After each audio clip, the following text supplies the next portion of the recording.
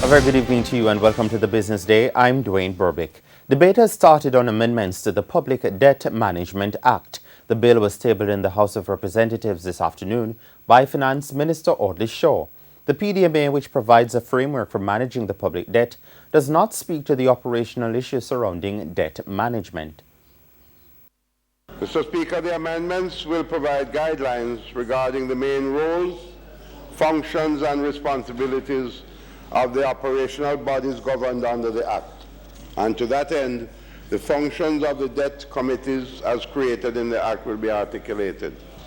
The amendments will also provide a full description of the detailed functions of the 4 operational units of the debt management branch of the Ministry of Finance. Amendments to the Public Debt Management Act form part of the public financial management reform. The reform is aimed at modernizing public financial management and administrative systems. Frito-Lay has announced a voluntary recall in Jamaica of 4 batches of its Lay's kettle-cooked jalapeno potato chips. The recall is applicable only to the chips sold in the 2.125-ounce packets. The packets bear the Universal Product Code 2539 and have manufacture dates of January 31, February 28, March 31 and April 30 this year. World Brand Services, which is a division of GK Foods, says consumers should return the product to the point of purchase for a full refund. An accounting change has resulted in Mayberry Investments reporting lower profit for the January to March quarter. It amounted to $1.73 million.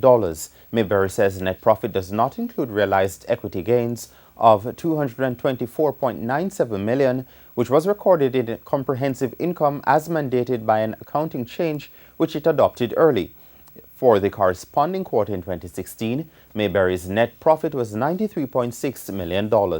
Comprehensive income for the quarter was $521 million compared to $289 million for the corresponding quarter last year. Oil prices sharply extended losses just before today's settlement, with U.S. crude breaking below $48 a barrel for the first time in more than a month. June West Texas Intermediate crude fell $1.18 to settle at $47.66 a barrel on the New York Mercantile Exchange. At that rate, that's the lowest price for oil since March 21. Foreign currency trading ended today with the U.S. dollar selling for $129.76, while the Canadian dollar closed at $95.53. Sterling traded at $167.09, and the euro sold for $140.20. And in today's trading session, the JC index advanced by 110 points to close at 229,698. The junior market index declined by 37 points. That closed at 3,230. The winners were Salada Foods, Jamaica Stock Exchange, ISP Finance, Derrimon Trading, Grace Kennedy, the Scotia Group, and Pan Jam Investments. Today's main losers were Caribbean Flavors and Fragrances, Mayberry Investments, 1834 Investments, Radio Jamaica, Caribbean Cream, Siboney, and Lasco Manufacturing. That's your Business Day.